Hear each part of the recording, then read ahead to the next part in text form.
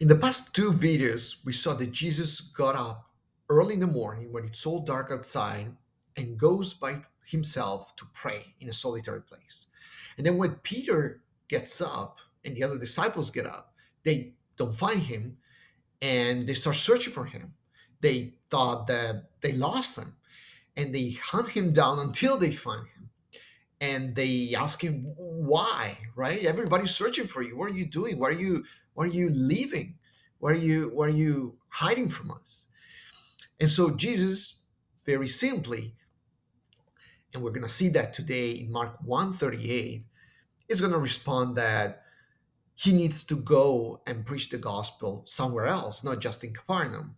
And then he's gonna end with a very enigmatic expression that can be overlooked, but that probably contains already a big truth that Jesus is trying to tell his disciples, and that probably their disciples didn't pick up and wouldn't pick up until the end.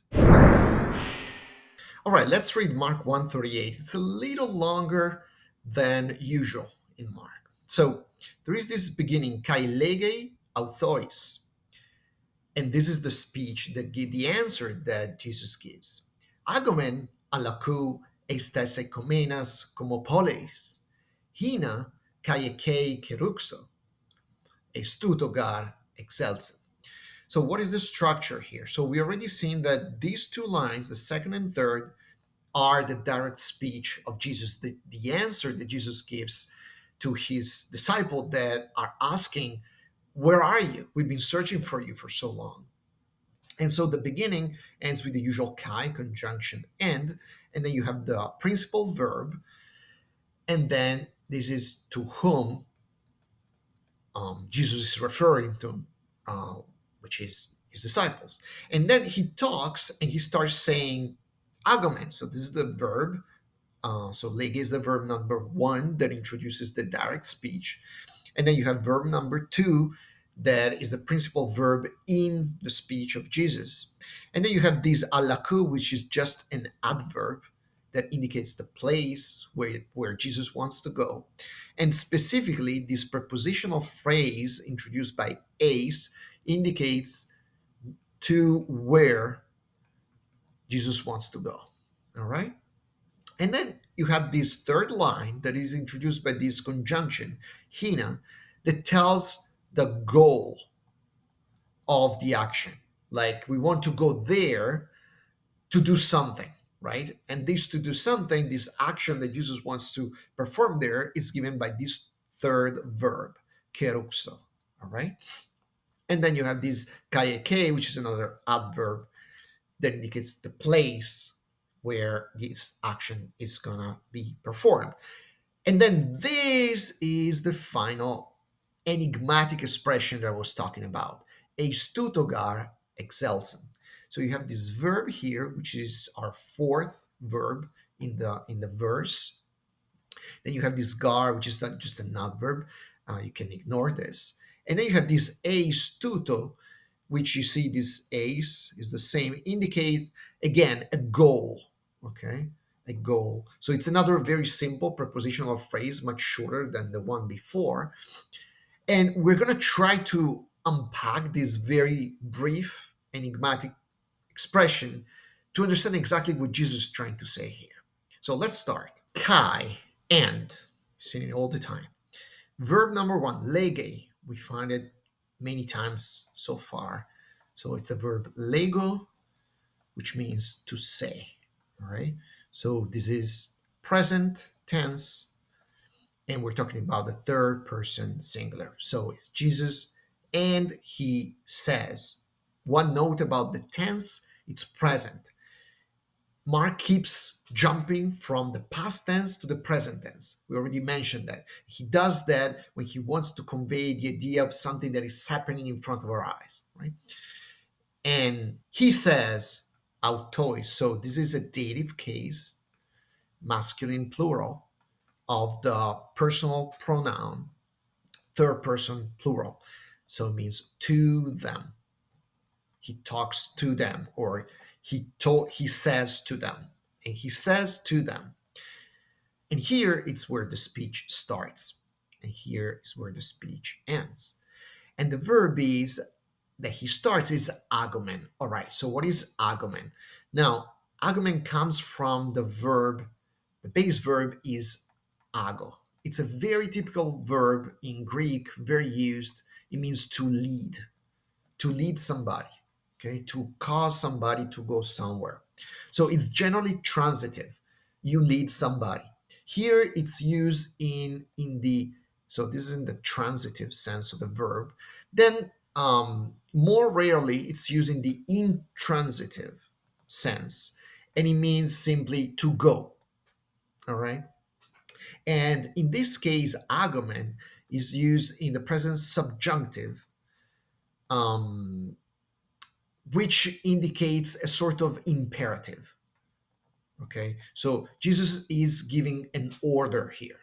Okay, and he's saying, let's go.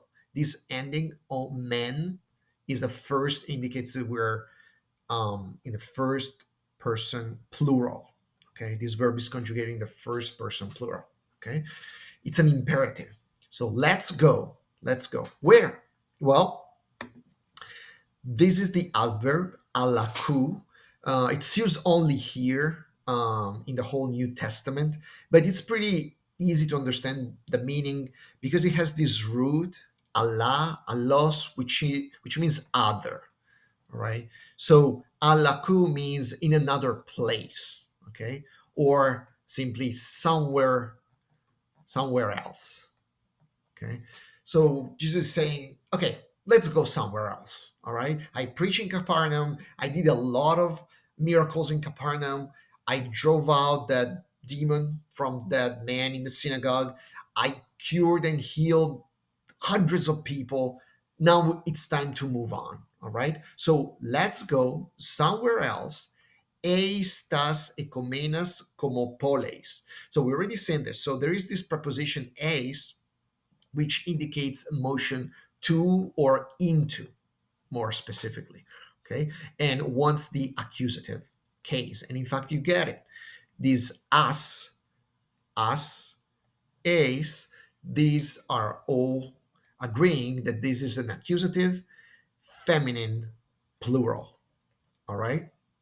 Why? Well, first of all, you have the tas, which is the definite article. Okay, and then you have the noun, which is komopoles, all right, feminine plural in the accusative. Now, what's the meaning of komopoles? Well, if you break it down, two pieces, komopoles, probably you see here in this poles the typical Greek term for city, right? Politics, right, comes from this polis Greek term. Politics is the government of the city, right?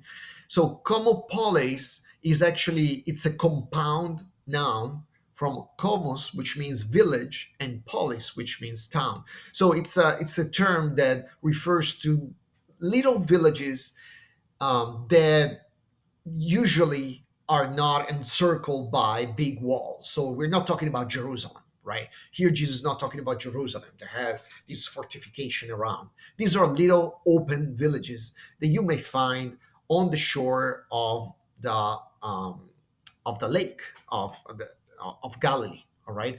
So he's saying that we should be going somewhere else into those villages, ecomenas. Let's try to understand this ecomenas. Now, this is a participle. Okay, this is a participle you see from this enigmenas, which becomes basically, it turns the verb into an adjective. And the base verb is the verb echo. Okay, the verb echo is one of the most used verb in Greek because it's the verb to have, right? So the meaning of this is simply, let's go into those villages that we have here, they're at hand. So we could translate into the next villages, the villages that are right here in front of us. All right. So now we have these, we have translated the first part of the verse, right? And he says to them, let's go somewhere else into the next villages, we could say. Now here we get to the important part, because we have this conjunction hina, which indicates the goal why we should go there. So this can be translated as so that, all right? So that, this preposition that introduces this clause. And the verb in this clause is keruxo, okay? Now, this verb, we already seen this, comes from the verb kerusso, and this is a future tense, okay? This is a future tense in the first person singular. So Jesus is talking about himself here. He's saying, let's go somewhere else into these other villages that we have right here so that I will kerusso. Now, the verb kerusso is a very important one. It means to proclaim, okay? Like a herald that is delivering a very important message. We already discussed this when we found this word before. In the gospel, the verb kerusso means proclaiming the gospel. All right, it's the proclamation of the gospel of Jesus Christ. So Jesus is saying, I want to go there because I want to proclaim the good news, the gospel. Okay, so that I will be able to share the good news. That's the meaning. Okay, so that I will be able to preach the gospel, kai e ke. Now, kai, we've seen it many times, is usually the conjunction and. Now, sometimes is used as an adverb, which means even in this case, also. All right. And this is the case. Okay. A case is another adverb, which means there.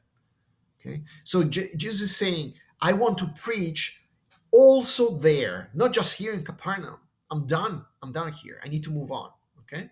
So let's put all this together. Let's go somewhere else into the next villages so that I will be able to proclaim, understood, the gospel also there. All right. Now let's get to the final clause. He adds, Eistuto gar excelsen. Now, gar is an adverb. It means indeed or in fact. Okay. It's an explanatory clause. Okay. In fact, Jesus is explaining the reason why he wants to do that. Okay. In fact, eistuto. All right. Now we have this other prepositional phrase. You have the same preposition eis, which again we know that means in general into or to, because it indicates a movement somewhere. Somehow, though, this eis indicates the goal of an action. So not necessarily an action movement that you make, but the goal for which you perform an action. And this is the case. So, and in this case, it can be translated better as a for. Okay, and tuto is a pronoun and means this. This particular case is in the neuter accusative singular. Okay, so for this, and in fact, for this, it's for this that excelsen. We've seen this verb in this particular form conjugated like this many times already. So let's spend some time here because this is the verb that we need to understand. Now we have the preposition ex or ek, which we know means out of. And then we have the elson part, which is the aorist tense of the verb erchomai. Okay, and the verb erchomai means to go. Okay, means to go. So exerchomai means to go out of, literally. And exelson is the aorist tense, so basically the past tense in the first person singular. Person singular. Again, it's Jesus speaking about himself. In fact, it's exactly for this reason that exelsen. Literally, I came out. What does that mean? There are at least three interpretative levels, all right? And scholars have explored the three of them, all right? Let's start from the most trivial one. Some scholars say, well, Jesus is not trying to say anything particular here. He's just explaining Mark 135. Remember Mark 135 when Jesus wakes up early at night? What does he do? Remember, very early at night when it was very dark, after getting up, exelsen. He went out. Okay? And so they refer this exelsen to this exelsen of three verses before.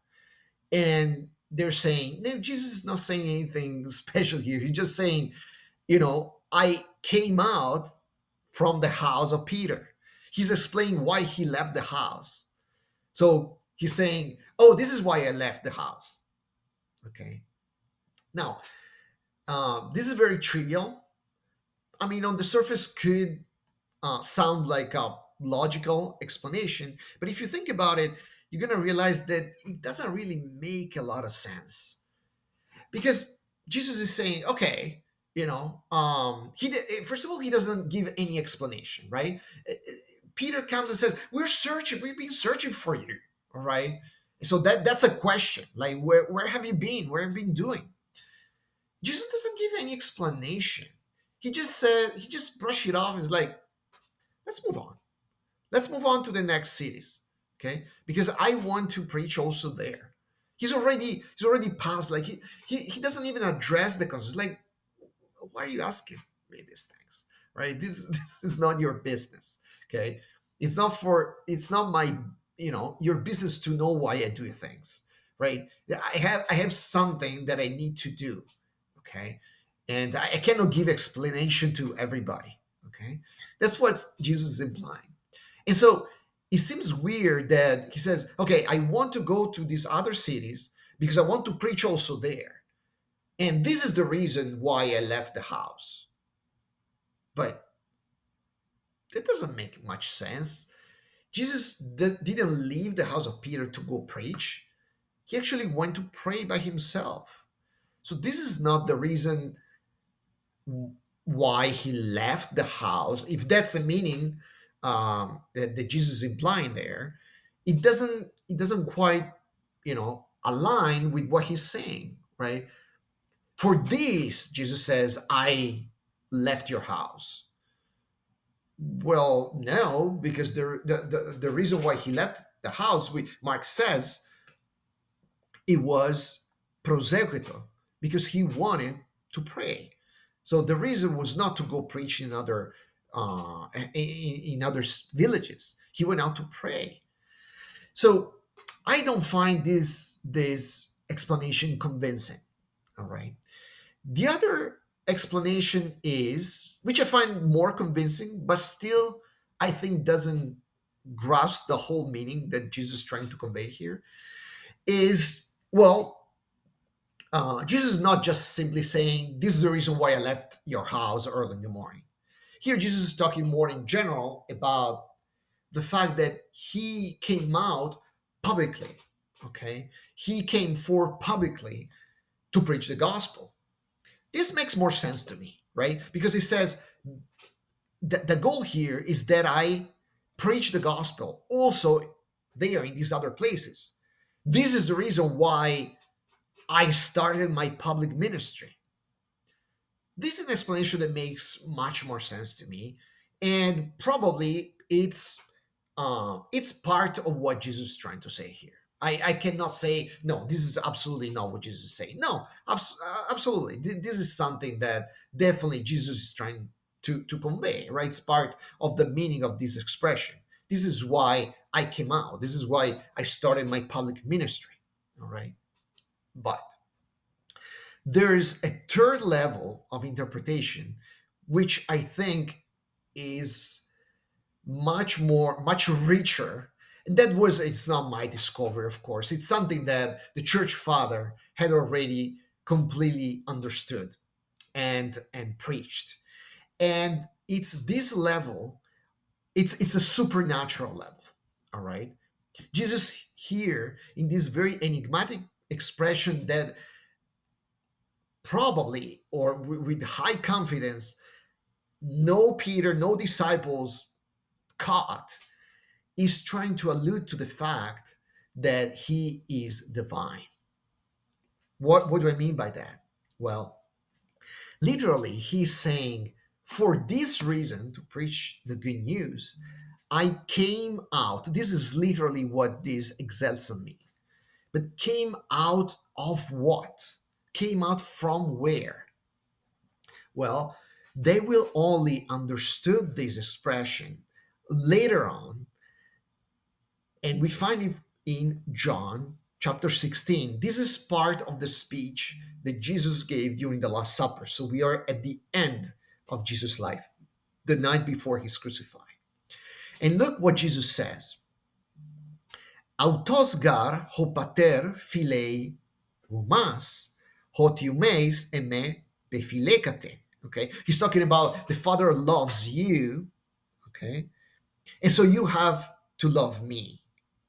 Okay, kai pepisteukate hoti, so that you believe that ego I para tu theu exelsan. Look what he says. Okay, you need to believe that I came out para tu theu, from God. You see this excelson is exactly the same. I came out. And he keeps going. Excelson, same expression. I came out para tu patros, from the Father. So you see here what Jesus is trying to say. This is the reason why I came out from the Father. This is why I was sent by the Father. This is what he's trying to say. He's trying to reveal his disciples. Again, in nuce, in a very enigmatic way that possibly none of them caught at that moment. That he had been sent by God, by the Father, by God the Father. All right. And if we look at the same passage in Luke, Luke describes this event very similarly to Mark. In Luke Gospel, Jesus says something. I was sent for this. I was sent. Okay, so Luke puts in Jesus' mouth this verb. I was sent. Right. Of course, sent by whom? By the Father. So if you put together Mark and Luke together, you really understand what this excelson is about. It's not leaving the house of Peter early in the night, and it's not even really going public. Came out of the privacy of being just a private citizen and be known publicly, but really being sent by the Father, coming out from God the Father. Here, Jesus is revealing in an enigmatic way his divine origin.